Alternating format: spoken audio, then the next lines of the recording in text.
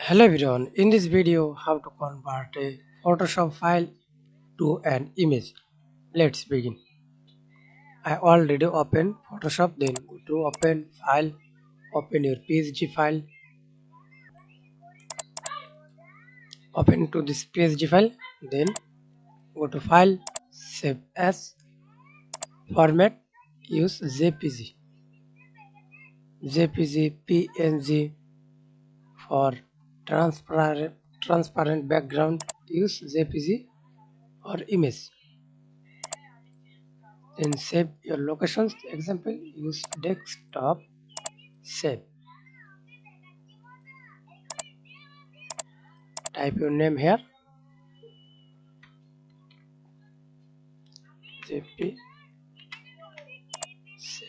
That's it. Thanks for watching video. Please subscribe to my channel. Like, comment, share.